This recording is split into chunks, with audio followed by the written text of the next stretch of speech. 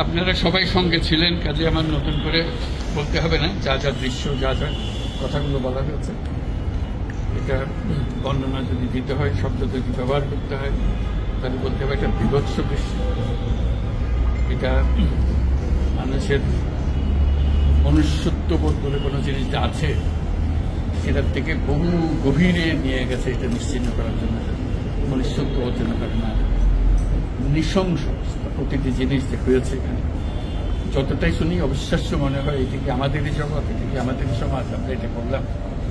এবং যারা নিগৃহীত হয়েছে, যারা এটা শিকার হয়েছে, তারাও আমাদের সঙ্গে আছে। তাদের মুখের থেকে শুনলাম কিভাবে হয়েছে, কোনো ব্যাখ্যা নেই।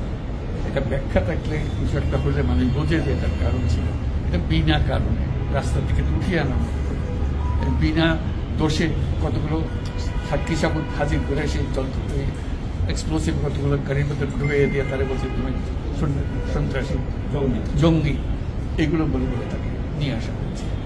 এবং এইরকম ইন্টারোগেশন সেল, এরকম টর্চার সেল, এরকম টর্চার সেল সারা বাংলাদেশ জুড়ে আছে। সেটাও শুনলাম আজকে। আমার ধারণা ছিল যে এখানে আয়নাগর বলতেছি কয়েকটা আছে, এখন শুনতেছি আয়নাগরের বিভিন্ন ভার্সন সারা দেশ জুড়ে আছে। কেউ বলতে 700, কেউ বলে 800। এটি সংখ্যাও নিরূপণ করা যায়নি কতটা আছে, কতটা জানা আছে, কতটা অজানা রয়ে গেছে সেই জিনিস। আমরা এমনি শুনি আইএমএ জাহেলিয়াত বলে একটা কথা আছে। এই গত সরকার এই আইএমএ জাহেলিয়াতকে প্রতিষ্ঠিত করে গেছে সর্বক্ষেত্রে। এটা তার একটা নমুনা। আর আমি কমিশনকে ধন্যবাদ জানাচ্ছি, তারা বহু কষ্ট করেছে। অন্যান্য কমিশন তো তারা করেছে, অন্তত তারা নিজেদের ঘরে বসে করতে পেরেছে। এদেরকে গুম কমিশনের যেটা, তারা কোদালা এগুলো আবিষ্কার করার জন্য আসতে হয়েছে, তাদেরকে বের করার জন্য। কিসের মধ্যে গিয়েছিল, কারা কি করেছে, এখনো ধ্বংসাবশেষ আমরা দেখতেছি। কাজে আমরা দেশের যে চূড়ান্ত অবনতি, চূড়ান্ত রূপ দেখলাম সর্বক্ষেত্রে, এটা তার একটা প্রতিচ্ছবি। কাজে গুম কমিশন যেটা আমাদের সামনে নিয়ে আসলো, সেটা হলো যে কি পরিমাণে একটা দেশকে সর্বদিকে ধ্বংস করা যায়, এমনকি মানুষের একেবারে সামান্যতম যে মানবিক অধিকার, সেটুকু থেকে বঞ্চিত করে রেখে দেওয়া হয়েছে। আজকে এটা জাতির জন্য একটা বড় চূড়ান্ত রকমের একটা ডকুমেন্ট হবে। আপনাদের সাক্ষী রেখে আপনাদেরকে নিয়ে এসে আমরা শরিক হলাম এটাতে। যারা এই ভুক্তভোগী তাদের সঙ্গে কথা বললাম, কয়েকজনের সঙ্গে। ভুক্তভোগীদের সংখ্যা আমার জানার মতো 1700 প্লাস, 1750 প্লাস এরকম যারা ভুক্তভোগী। অজানা কত এটা তো আমরা আর জানি না। কেউ বলে যে এটা 3000-এরও বেশি হবে। কাজে সেটাও আমরা ধরে নিলাম যে একটা সীমারেখা দরকার, যেটা আমরা অজানা, সেটা কেউ প্রমাণ দিতে পারিনি। এই যে উদাও হয়ে গেছে, মানুষ নিশ্চিন্ন হয়ে গেছে, কেউ বলতে পারছে না সে কথা। তার মেয়ে আপনাদের সামনেই ছিল আজকে, কি বলছে আমার মাকে কোথায় নিয়ে যাওয়া হয়েছে আজ 9 বছর ধরে। 9 বছর ধরে আমরা খোঁজ পাবো। সে নিজেও ছিল 11 বছর বয়সে ছিল, মায়ের সঙ্গে ছিল, তাকে রেখে মাকে নিয়ে চলে গেছে। এই হলো সামান্য একটা দৃশ্য। এই দৃশ্য বড় করুণ দৃশ্য। এবং এটা কঠিনতম যে লেসনটা হলো, যারা করেছে তারা আমাদেরই সন্তান, আমাদেরই ভাই, আমাদেরই ঘনিষ্ঠ আত্মীয়, তারাই করেছে। এবং আমরা এই সমাজকে যদি এর থেকে বের করে না আনতে পারি, তাহলে এই সমাজ তো টিকে থাকবে না। যে এইভাবে যদি আমাদের হয়, আমাদের সন্তানরা যদি এগুলো করে এবং তারা যদি এইরকম কাজ করতে পারে, যে মানুষের পক্ষে যেটা সম্ভব। একজন বলছিল যে খুপড়ির মধ্যে তাকে রাখা হয়েছে, গ্রামে তো মুরগির খাঁচা চেয়ে বড় হয়, এরকম অবস্থা। মুরগিও নড়াচড়ার যেরকম জায়গা হয় না, ওরও নড়াচড়ার কোনো জায়গা নেই। ওকে ব্যবস্থা রাখা হয়েছে, মাসের পর মাস, বছরের পর বছর তাকে ব্যবস্থা রাখা হয়েছে। এটা মানুষের সামনে এখন বিচার রইল, কীভাবে আমরা আবার নতুন করে সমাজ করতে পারি, যাতে করে আমরা এই যে এটা আমাদের সবারই অপরাধ, যেটা হতে দিয়েছি আমরা এসেছি। আজকে আমরা মুক্ত হলো, সে মুক্ত বাংলাদেশে আমরা যেন নতুন করে আবার সমাজ গড়তে পারি। এটার থেকে একেবারে অতি দূরে যেন আমরা চলে যেতে পারি। এটার নমুনা, এটার সাক্ষী, এটার যে ডকুমেন্টেশন কমিশনের রিপোর্টের মধ্যে থাকবে। এবং এটা অবশ্য পাঠ্য হিসেবে সবাইকে পড়তে হবে, এবং তাদের যারা করেছে তাদের বিচার করতে হবে। তা না হলে আমরা নিষ্কৃতি পাবো না এটার থেকে। এই যে কাজগুলো করে গেল তা না হলে আমরা আবার মুক্তভাবে বলবো কি করে যে আমরা এই দেশের মানুষ, আমরা পরিষ্কার। যারা করেছে তাদের জন্য আমরা কেন মুক্ত হতে যাব? তাদের সে বিচার করবো, জনসাধারণ বলবো যে এরকম উচিত বিচার হয়েছে, তখন আমরা এটা থেকে মুক্তি পাবো। সেটাই হলো আমাদের আবেদন দেশের সবার কাছে, এই বিচারটা যেন আমরা করে ফেলতে পারি। এইগুলো সব এভিডেন্স যা যা আমরা দেখলাম, সেই এভিডেন্সগুলো সিলগালা করে রাখা হবে যাতে করে কেউ বিনষ্ট করতে না পারে, যখন বিচারের কাছে যে একটা প্রমাণ হিসেবে ব্যবহার করতে পারে সেই হিসেবে আমরা থাকবো। একটা কোশ্চেন, দুইটা কোশ্চেন করতে দিতে হবে। এটা এই বড় স্টোরিতে আমি এক কোশ্চেন করব। মাননীয় প্রধান উপদেষ্টা, দুইটা প্রশ্ন। প্রথমটা হলো যে আপনার পাশে যে দুইজন আপনার ক্যাবিনেটের মেম্বার দাঁড়ায় আছেন, দুইজনেই কিন্তু জিআইসি বা আয়নাঘরে বন্দী ছিলেন, আজকে তারা আইডেন্টিফাই করছেন, এবং আমরা আরো কয়েকজন সার্ভাইভারের সাথে কথা বলছি, এবং তারা যারা বেঁচে আছেন, ফিরে আসছেন, তারা বলছেন যে তারা রাষ্ট্রের কাছে একটা উপযুক্ত ক্ষতিপূরণ চান, কারণ এগুলো প্রতিটা মামলাতে ওনাদের এক একজনের লক্ষ লক্ষ টাকা খরচ হয়েছে, এবং আপনার সরকার থেকে গুমের সার্ভাইভার এবং গুমের শিকার ভিকটিম ফ্যামিলিদেরকে কোনো ক্ষতিপূরণের কোনো চিন্তা আপনাদের আছে কিনা, এটা আমার প্রথম প্রশ্ন। ক্ষতিপূরণ হিসেবে আমরা দেখিনি, আমরা দেখছি যে ন্যায় বিচারটা তার জন্য হয় অতি তাড়াতাড়ি হয়, যে বিচার দীর্ঘসূত্রিতা করে থাকবে সেই জন্য এটা থেকে নিষ্কৃতি পাই, এটা আমাদের ফার্স্ট প্রেফারেন্স, তারপর দেখা যাবে তাদের কি করা যেতে পারে। আচ্ছা, মাননীয় প্রধান উপদেষ্টা, আরেকটা প্রশ্ন হলো, আপনারা বলছেন যে এটা সিলগালা করে দিবেন, কিন্তু একটা খুবই ব্যক্তিগত একটা রিকোয়েস্ট, এটা হাজেরা বেগম, উনি মায়ের ডাকের প্রতিষ্ঠাতা, যে সংগঠনটা সবচেয়ে বেশি গুম নিয়ে কাজ করছে, এবং উনি র্যাব 1 হেডকোয়ার্টারে, যেটা ডিজি শহীদ মহোদয়, উনিও এটা সম্পর্কে অবগত, উনি মাসের পর মাস এখানে ঘুরছেন তার ছেলের সন্ধানে, উনি আর ওনার মেয়ে একটু এই জায়গাটা ঘুরে দেখতে চান, এটা অনুমতি আপনারা দিবেন কিনা? বিষয়টা গুম কমিশন, এটা মানে গুম কমিশনকে যদি আমরা বলি কিভাবে অর্গানাইজ করা হবে সেটা। আচ্ছা, কারণ উনি এখানে অনেকবার আসছে এবং কথাবার্তা দেখা ভালো, তার অন্তত মনে পরিষ্কার স্যার, এটাই মানে এই ভদ্র মহিলা তার জীবনটা ফিরিয়ে দিতে পারবো না যে জীবনের মাধ্যমে সে গেছে, অন্তত দেখলে মনে সান্ত্বনা হবে, আমি জায়গাটা দেখে এসেছি। ওই মেয়েটা, যে বাচ্চা মেয়ে বলতেছেন, আমার মাকে আর দেখতে পেলাম না, কোথায় চলে গেল, আজ পর্যন্ত কেউ খবর দিতে পারলো না সে বেঁচে আছে না মরে গেলে কোথায় আছে। The whole existence of this government is because of this, that we don't want to stay in that darkness that has been created around us. So we want to create a new environment, new, as we say, new Bangladesh, as the students have been claiming all the time. So that led to the reform commissions. One of them is this disappearance commission, which led us to see this thing. If we didn't have that commission, probably it will be just a storytelling. Nobody will believe, somebody will say yes, somebody will say no. Now they have concrete proof, and now they will go to the justice. So this is one step. And then what happens to the rest of the institutions? You are dealing with something that have done. Will this be repeated in the future? That's something we have to make sure that it's not repeated in the future. Nowhere near it. This is the worst ever in the whole world possible. So we don't want to have anything to do with it. We'll be as normal as any civilized human being could be. So that's our commitment. That's what the reform commissions are all about. And since you asked the question, I'm very grateful to the commission for taking the trouble. It was not an easy job. They had to fight in all directions to discover. This is the whole discovery mission. It's not as simple going and taking evidences and writing reports about it. So they have to really detect this in a very serious way. And they're still worrying about whether we can keep the evidences as they are after all this thing happened. So this is our commitment. We want to create that society and that world for us. Thank you so much.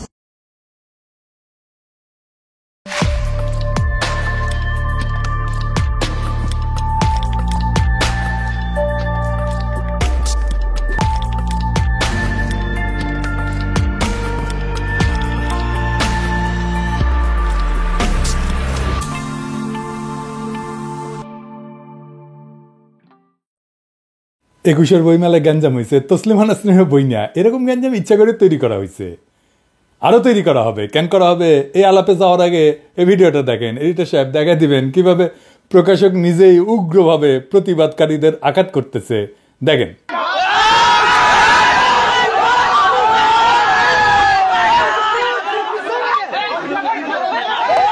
যে stall ঘুরিয়ে দেওয়া হবে, এটা কি সাম্যবাদ? এটা কি মানবতাবাদ? Stall ঘুরিয়ে দাও, স্টল আমরা ঘুরাইছি না না, এই বস্তুটা যার আমার কথা বুঝেন ভাই, আপনি যাও মিলিক না বলেন, আপনি যাও মিলিক না, আমি লিখ না, আপনি নিজে দাও মিলিক, আপনি নিজে দাও মিলিক, প্রতিটা বাঙালি স্লোগান না, জয় বাংলা স্লোগান, আমাদের বাঙালি স্লোগান।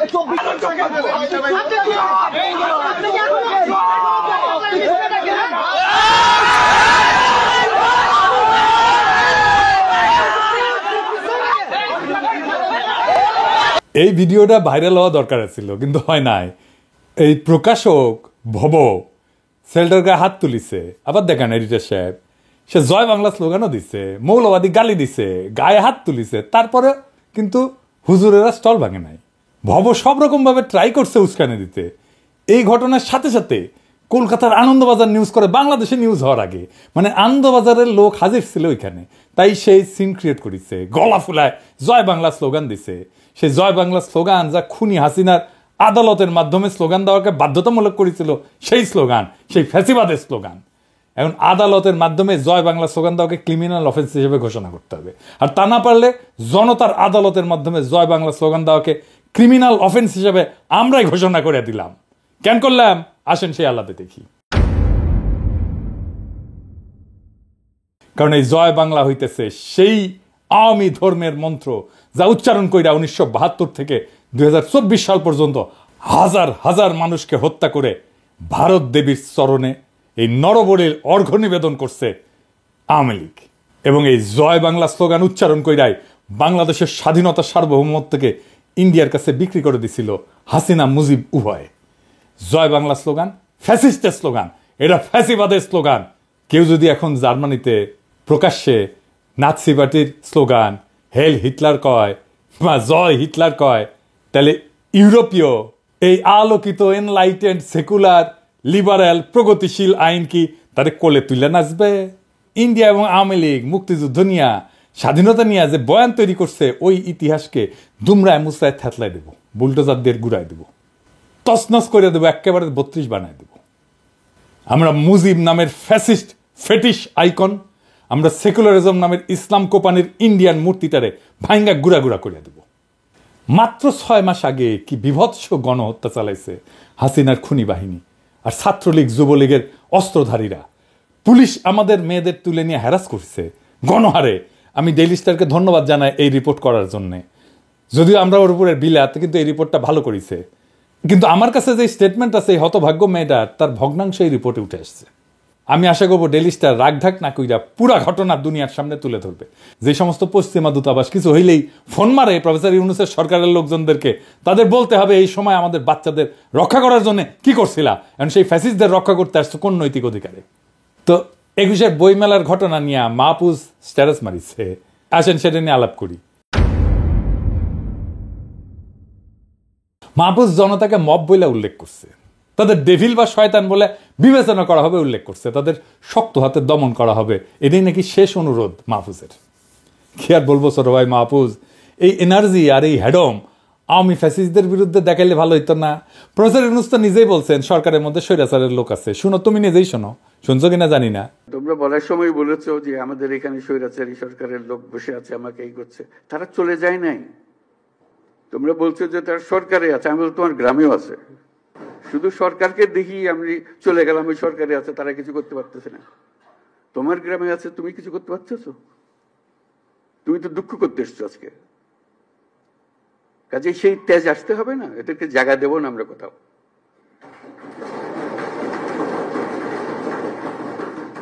আমাকে তার ভয়ে আমার গ্রামে পথ চলতে হবে, এই বাংলাদেশ করলাম আমরা? এই বাংলাদেশটা আমরা করি নাই। সে তার সমস্ত স্বভাব পরিবর্তন করে আমাদের সবার সঙ্গে মিশে যাবে, এটা হবে। কিন্তু তার স্বভাবে সে চলতে থাকবে আমার সামনে দিয়ে, আর আমি বলবো আমি নতুন বাংলাদেশ করে ফেলেছি। হলো না? শুনলেন তো 2 দিন আগের কথা। আর মাহফুজ, তুমি যে হুমকি দিলা তোমার এলাইকে, তোমার সহযোদ্ধাকে, যে তোমার পাশে দাঁড়ায় বুকের রক্ত ঢেলে দিল হাসিনাকে হটানোর জন্যে, কে উস্কানি দিল সেটা দেখবা না? তোমাদের পশ্চিমা এম্বাসিকে দিয়া ইন্ডিয়া ফোন মারে আর স্ট্যাটাস মাইরা দাও সাথে সাথে। তোমরা যখন গুলি খাইতেছিলে আর দলে দলে মরতেছিলা, বাচ্চা বাচ্চা ছেলে আর মাইয়াদের ব্লকলেট করে তুলে নিয়ে যাইতেছিল, ছাত্রলীগ আর যুবলীগ মুড়ি মুরগির মতো গুলি ছুটতেছিল, হেলিকপ্টার থেকে গুলি ছোড়া হইতেছিল, তখন ফোন মারিছিল তারা হাসিনাকে? জিজ্ঞেস করেছিল? করো একবার, মারে নাই ফোন।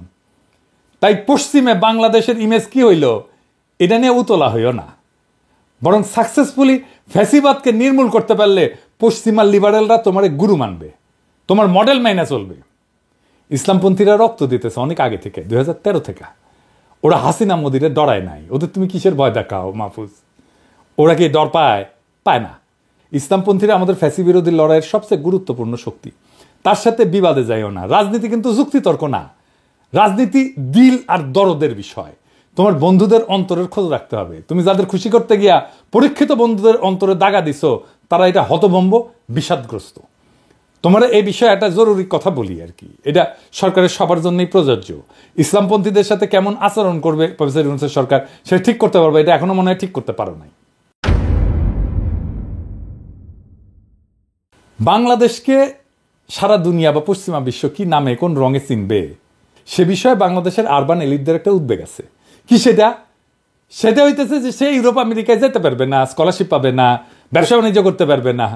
ইসলামপন্থীরা পশ্চিমে যায় না বা যাইতে চায় না তা না, কিন্তু তরুণ ইসলামপন্থী তো মালয়েশিয়া বা তুরস্কে বৃত্তি চায়। আমেরিকান বা পশ্চিমা সাহায্য বন্ধ হইলে ওনারা উতলা হবেন কেন? ইসলামপন্থীরা হবেন না তো। সেই সাহায্য কি ওনারা কখনো পাইছে? যারা সেই তহবিলের কোনো অংশ পায় না, কোনোভাবে পায় না, তাদের কি বাসে যায়? পশ্চিমা দাতা গোষ্ঠী সংস্থাগুলা প্রাথমিক, মাধ্যমিক, উচ্চ শিক্ষাখাতে অনুদান দেয়। সরকারি বেসরকারি স্কুল, কলেজ, ইউনিভার্সিটিতে যায়। মাদ্রাসাগুলোতে একটা ফুটা পয়সাও গেছে? যায়নি। তবে দিতে চাইছে। কখন দিতে চাইছে জানেন? মাদ্রাসা শিক্ষা রিফর্মের জন্য। মানে মাদ্রাসা শিক্ষা আর মাদ্রাসা শিক্ষা বলে চিনতে পারবেন না। শয়তানি দেখেন। কোনো মাদ্রাসায় কম্পিউটার ল্যাব করে দেওয়া যেত না? করছে? করে নাই তো। বাংলাদেশের আরবান এলিটরা মনে করে তার মুসলমান পরিচয় সে পশ্চিমে বিপাকে পড়তে পারে। উল্টা দিকে এই মুসলমান পরিচয় তো ইসলামপন্থীর কাছে স্বপ্নের মতো। ইউরোপ আমেরিকায় ভারতীয় লবির প্রভাবে আপনার সম্মানহানি করতে পারে, কিন্তু কারো জন্য সেটা তো সুযোগ হইতে পারে। একই পরিচয় দেশের রাজনৈতিক প্রতিষ্ঠান আপনাকে জটিলতায় ফেলবে, অথচ অন্যের জন্য সেটা তো বিশাল সুযোগ, বিশাল স্বপ্ন। সুতরাং আপনার যেটা আতঙ্ক, আপনার যেটা ভয়, আপনার যেটা ডর, অন্যের কাছে সেটা হইতে পারে একটা সুযোগ, স্বপ্ন। তাই আপনি কারে সতর্ক করতেছেন মাহফুজ? আপনি যা বলে সতর্ক করতে চাইতেছেন তাতে ইসলামপন্থীদের কিছু যায় আসে না। পরিস্থিতি অত্যন্ত নাজুক, আমি স্বীকার করি। তবে কথা সত্য, রাজনৈতিকভাবে জিততে হইলে আগেই সাবধান হইতে হবে। তাই শুধু নিজের ক্ষতির কথা না, বরং অন্যের রাজনীতিতে কি ক্ষতি হইতে পারে সেটা তুলে ধরতে হবে। একবার ঘটনা ঘটলে আপনি যেদিকেই যান ক্ষতি হবেই, হয় ভেতরে নয় বাইরে। ধানমন্ডি 32 নম্বর ভাঙাতে বাংলাদেশে ফ্যাসি বিরোধী শক্তির লাভ হয়েছে না? অবশ্যই হয়েছে। প্রফেসর ইউনূস সরকারের লাভ হয়েছে না? অবশ্যই হয়েছে। ভয়ঙ্কর ব্যক্তিগত ঝুঁকির মুখে পড়ছে কে? অনেকেই পড়ছে। তবে অবস্থা দৃষ্টে মনে হচ্ছে তারা অন্যায় হয়ে গেছে আমার উপরে প্রতিশোধ নেওয়ার জন্য। বাসন্তীর জাল পড়া ছবি শেখ মুজিবের গদি নাড়ায় দিছিল। বাংলাদেশ এটার উপকার পাইছে, আজকের বাংলাদেশে এটার উপকার পায়। কিন্তু আফতাব সাহেব যে ছবিটা খিঁচেছিল, নিজের জীবন দিছে, জীবন দিয়া কাফফারা দিছে তার সাহসী কাজের। 1975-এর বিপ্লবীরা শেখ মুজিবকে জয় বাংলা করে দিছে, কিন্তু নিজেদের কোরবানি দিয়ে দিছে ফাঁসির দড়িতে। এমনকি তাদের সন্তানদেরও ছাড়েনি হাসিনা। আজিজ পাশার মেয়েকে গাড়ি চাপা দিয়ে মারছে। হাসিনা উৎখাত হয়েছে, সারা দেশ আনন্দে, কিন্তু হাজার হাজার বাচ্চা ছেলে জীবন দিছে, পঙ্গু হয়েছে, দৃষ্টিশক্তি হারাইছে। এটাই ক্ষতি, এটাই কোরবানি। দেশের বৃহত্তর স্বার্থে যারা নিজেকে কোরবানি দিতে প্রস্তুত থাকে, যাদের কাছে শহীদ মৃত্যুই নতুন সম্ভাবনার দ্বার, তারা মৃত্যু ভয় বা জুলুমের ভয় এটা দেখানো কি ঠিক মাহফুজ? ঠিক না। যারা হাসিনা উৎখাতের লড়াই ফোরফ্রন্টে ছিল, যারা 32 নম্বর ধূলিসাৎ করে দিছে, তাদের মৃত্যু পরোয়ানা জারি করবেই হাসিনা আর তার দল। এটা যাই নেই, তারা সেই কাজে নামছে। যাই হোক, হাসিনা উৎখাত হয়েছে, কিন্তু আমাদের আরেকটা লক্ষ্য ছিল ভারতের গোলামি, সেটা থেকে মুক্ত হওয়া। সেটা কি হয়েছে? ভারতের গোলামি বিষয়টা কি সেটা একটু বুঝে দেখে আসে। ধরেন ভারতের একটা রাজ্য মহারাষ্ট্র অথবা পশ্চিমবঙ্গ, আমরা কি ভারতের গোলাম বলি? বলি না। এমনকি বিহার, পাঞ্জাব, এদের ক্ষেত্রেও বলি না, তাই না? কারণ এগুলো ভারতের রাজ্য। তেমনি আমরা টেক্সাসকে যুক্তরাষ্ট্রে গোলাম বলি না। বরং কানাডা বা ব্রিটেন যখন আমেরিকার পররাষ্ট্রনীতির ছায়ায় চলে, তখন লোকে তাদেরকে তাবেদার বলে, আমেরিকার তাবেদার, যদিও গোলাম শব্দটা ব্যবহার করে না। কিন্তু শেখ মুজিব বা শেখ হাসিনার ক্ষেত্রে ভারতের গোলামি কথাটা যখন আসে, তখন তাদের বাংলাদেশকে ভারতের আরেকটা রাজ্যে পরিণত করতে চাওয়া না, বরং বাংলাদেশকে একটা স্বাধীন রাষ্ট্র ধরে নিয়ে আয়, ক্ষমতায় থাকার বিনিময়ে ভারতের প্রতি তাদের আনুগত্য দেখানোর প্রসঙ্গে গোলামি কথাটা বলা হয়। কেন তাদেরকে গোলামি করতে হয়? কারণ তারা বাংলাদেশে জনপ্রিয় না, তারা সবসময় ষড়যন্ত্র করে ক্ষমতায় আসছে। তাই তাদের ক্ষমতায় থাকাটা নির্ভর করে সে কতটুকু গোলামি করতে পারছে। বাংলাদেশের জনগণ যত বেশি তাদের ক্ষমতা থেকে সরাইতে চাইছে, জবাবদিহিতে চাইছে, ততই তারা ভারতের প্রতি আনুগত্যের মাত্রা বাড়ায় দিছে, আর ততই বাংলাদেশের মানুষের উপরে জুলুম হয়েছে। এটাই ভারতের দায়। শেখ মুজিবের বাকশাল আর শেখ হাসিনার অনানুষ্ঠানিক একদলীয় শাসন বা বাকশাল 2.0 এইরকমই ছিল। তারা যখনই ক্ষমতায় যাইতে পারছে তখনই তারা এই গোলামির এজেন্সি নিছে আর দেশের মানুষের উপরে নির্যাতনের স্টিম রোলার চালাইছে। শেখ মুজিবের আমলে 3 বছরের যে স্বৈরাচার এবং কর্তৃত্ববাদ তৈরি হয়েছিল, হাসিনা সেটাকে টাইনা 15-16 বছরে নিয়ে গেছে। শেখ মুজিব ছিল একজন স্বৈরাচার, আর হাসিনা হইতেছে একটা পূর্ণাঙ্গ শয়তান। এবার আসেন আলাপ করি কেন ধানমন্ডি 32 নম্বর ভাঙাটা জরুরি ছিল। নিজেকে একটা প্রশ্ন করেন, পূর্ব পাকিস্তানের জনগণ যে বিচ্ছিন্ন হয়ে বাংলাদেশ গঠন করলো, এটা কি ন্যায়সঙ্গত ছিল? পাকিস্তানকে দখলদার হিসেবে কখন আমরা দেখা শুরু করলাম? দখলদারকে উৎখাতের জন্য যুদ্ধ করা, এই সমস্ত নৈতিক বৈধতা কোন জায়গা থেকে আসলো? বাংলাদেশের প্রতিষ্ঠা, স্বাধীনতার যুদ্ধ 100% বৈধ ঘটনা। কেন বৈধ ঘটনা? আর এটা বৈধ হয়ে উঠলো কখন? এটা বৈধ হয়ে ওঠে 25শে মার্চের রাতে, তার আগে না। 25শে মার্চ রাতে পাকিস্তান দখলদার শক্তি হিসেবে মাঠে নামে এবং নিজের দেশেরই পূর্বাঞ্চলের নাগরিকদের হত্যা শুরু করে। এই ঘটনায় ইতিহাসে বাংলাদেশ সৃষ্টির বৈধতা দেয়। ফলে পূর্ব পাকিস্তানের নাগরিকদের বাংলাদেশি হয়ে ওঠা এবং দখলদারদের উৎখাতের জন্য যুদ্ধ করাটা বৈধ হয়ে ওঠে। 25শে মার্চের আগে বাংলাদেশ রাষ্ট্র প্রতিষ্ঠার বৈধতা তৈরি হয়নি। তার আগে সংঘাত ছিল, কিন্তু সমঝোতার সম্ভাবনা ছিল পাকিস্তানের কাঠামোর মধ্যেই। 1952 সালে যে গভর্নর হাউস থেকে বাংলাদেশের মানুষের উপরে জুলুম চালানো হয়েছিল, সেই গভর্নর হাউসকে পরবর্তীতে বাংলা একাডেমি বানায় দিল। হাসিনার গণভবনকে যেভাবে জাদুঘর বানায় দেওয়া হয়েছে, ঠিক একইভাবে আইয়ুব খান রাষ্ট্রীয় প্রচারে রবীন্দ্রসঙ্গীত নিষিদ্ধ করলেন, আর পূর্ব পাকিস্তানের মানুষ পুরা দেশ রবীন্দ্রসঙ্গীতে ভাষায় দিল। ফলাফল, আইয়ুব খান টিকে থাকতে পারল না। সমঝোতা হইল, অন্তর্বর্তী সরকার হিসেবে ক্ষমতায় আসলো ইয়াহিয়া। নির্বাচন হইল, পূর্ব পাকিস্তানের জনগণ পাকিস্তানের নির্বাচনেই ভোট দিল, কেউ কিন্তু বয়কট করে নাই। বরং অনেকে আওয়ামী লীগকে জাল ভোট পর্যন্ত দিছিল। ইলিয়াস কাঞ্চন হাসিনার নির্বাচনের বৈধতা দিতে গিয়ে ফট করে সেই কথা বলে ফেলছিল। এই যে ফারুক ভাই যেটা বলেছেন যে 70-এর ইলেকশনের সময়, 70-এর ইলেকশনের সময় আমরা নিজেরা ক্যাম্প করেছি এবং আমি ভোটার কিন্তু হইনি, কিন্তু আমি নিজে কিন্তু ফলস ভোট দিয়েছি এবং 1-2টা না, অনেকগুলোই দিয়েছি। হ্যাঁ, তো সেইভাবেই কিন্তু আজকে এই দেশ কিন্তু, যেমন আমি নির্বাচনে পূর্ব পাকিস্তানের নাগরিকরাই জয় হইল। তার 1947 সালে পাকিস্তান গঠনের সময় মূল ভূমিকা রাখছিল, আর 1970 সালে পাকিস্তানের গণতান্ত্রিক ব্যবস্থার মধ্যেই ক্ষমতা দখলের সামর্থ্য দেখাইল, হিম্মত দেখাইল। তারপর ক্ষমতার দর কষাকষি শুরু হইল, কিন্তু পশ্চিম পাকিস্তানের বেসামরিক সামরিক এলিটরা শেখ মুজিবকে ক্ষমতার আসনে বসতে দিল না। 25শে মার্চে তারা সামরিক হামলা চালালো, পূর্ব পাকিস্তানের সাধারণ নাগরিকদের হত্যা করতে শুরু করলো। এই হামলায় ইতিহাসে বাংলাদেশ রাষ্ট্রের বৈধতা দিল। বাংলাদেশের স্বপ্ন পশ্চিম পাকিস্তানদের বঞ্চনার শোষণ থেকে শুরু হয় নাই, শুরু হয়েছে পাকিস্তানিদের গণহত্যা থেকে। নিপীড়ন, হামলা, যন্ত্রণা ইতিহাসে বিপ্লবের বৈধতা এনে দেয়। হাসিনার জুলুম, খুন, গুম তাকে উৎখাতের বৈধতা দিছে। আওয়ামী লীগকে নিষিদ্ধের বৈধতা দিছে। ইতিহাসে নিপীড়ক শাসকের বাসভবন, ক্ষমতার কেন্দ্র, এটার ধ্বংসের অসংখ্য উদাহরণ আছে, বহুবার ঘটছে। এটাই হইতেছে প্রতীকী প্রতিরোধ, ক্ষমতা অপসারণের প্রতীক বা গণতান্ত্রিক পুনর্গঠনের অংশ হিসেবে এই ঘটনাগুলো ঘটছে। কয়েকটা উদাহরণ দিই। ফরাসি বিপ্লবের সময় রাজতন্ত্রের নিপীড়নের প্রতীক হিসেবে বাস্তিল দুর্গকে জয় বাংলা কইরা দেওয়া হয়।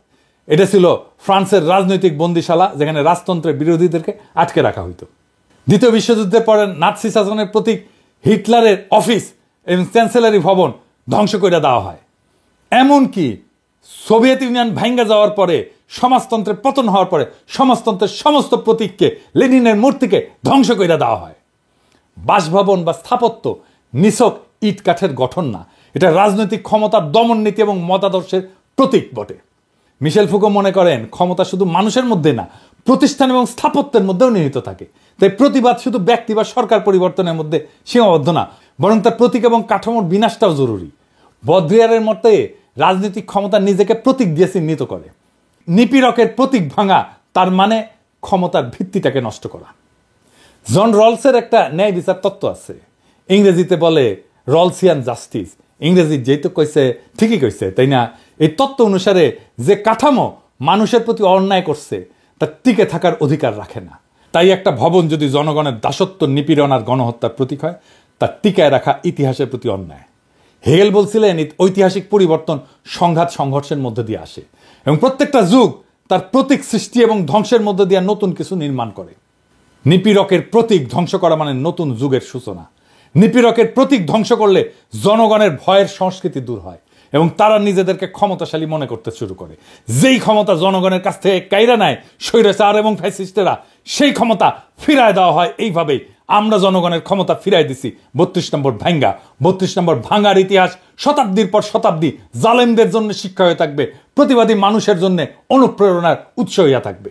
এই লড়াই শুধুমাত্র একটা ভবন ধ্বংসের জন্য না, এটা নিপীড়কের প্রতীক ভাঙার, ইতিহাসের গতিপথ পুনর্গঠনের লড়াই এবং নিপীড়িতের শক্তি দেখানোর লড়াই, তার হিম্মত দেখানোর লড়াই। ইতিহাসে যে ক্ষমতা জনগণের রক্ত চুইসা নিজেদের ক্ষমতার দুর্গ বানাইছে, সেই ক্ষমতার প্রতীক একদিন না একদিন মাটিতে গুড়ায় যায়। এটাই প্রকৃতির বিধান, এটাই ইতিহাসের অনিবার্য সত্য। ফরাসি বিপ্লবের বাস্তিল দুর্গ হোক, নাৎসি শাসনের চ্যান্সেলারি হোক, জারের প্রাসাদ হোক, প্রত্যেকটা নিপীড়ন কাঠামোই একসময় গুড়ায় যায় আর জনগণের রক্তের উপরে দাঁড়ায়। প্রত্যেকটা ভবনের ইট জনতার পায়ের নিচে গুড়া গুড়া হয়ে যায়। ধানমন্ডি 32 নম্বর ভাঙা তেমনই এক ইতিহাসের মুহূর্ত, যেখানে নিপীড়নের প্রতীক বিলীন হইল এবং জনগণ দেখালো ক্ষমতা তাদের হাতে থাকে। হাসিনা এবং তার আওয়ামী লীগ এই প্রতীক হারায় ছটফট করতেছে মরণ যন্ত্রণায়, কারণ তারা জানে প্রতীক ধ্বংস মানে ক্ষমতা হারানোর শুরু, তাদের আদর্শের পরাজয়। তারা জানে একবার জনগণ বুঝে গেলে যে তাদের ভয় দেখায় শাসন করা সম্ভব না, একবার জনগণ বুঝে গেলে যে ফ্যাসিবাদ শুধু ভয়ের উপরে দাঁড়ায় থাকে, তখন ফ্যাসিবাদ আর ফিরে আসতে পারে না। আজকের এই ঘটনা নিছক একটা ভবন ভাঙা না, এটা ফ্যাসিবাদ ধ্বংসের সাইরেন। এটা ঘোষণা দিচ্ছে নিপীড়কের প্রতীক ভেঙ্গা জনগণ নিজেদের ক্ষমতা পুনঃপ্রতিষ্ঠিত করতে শুরু করছে। কেউ ভাবছিল শেখ মুজিব অপরাজেয়, কেউ ভাবছিল হাসিনা অমর, কিন্তু ইতিহাস দেখালো প্রত্যেকটা স্বৈরাচারী শাসকের পতন অনিবার্য। 1975 সালে যারা শেখ মুজিবকে হটাইছে তারা নিজেরা হয়তো কোরবানি হয়ে গেছে, কিন্তু ইতিহাসে তাদের কাছ থেকে শিক্ষা নেওয়া হয়েছে। ফ্যাসিবাদের বিরুদ্ধে লড়াই এক প্রজন্মের কাজ না, এটা শতাব্দীর কাজ। সুতরাং আজকের এই প্রতীক ধ্বংস হইল শুধু শুরু, এটা একটা নতুন বাংলাদেশ গড়ার ঘোষণা।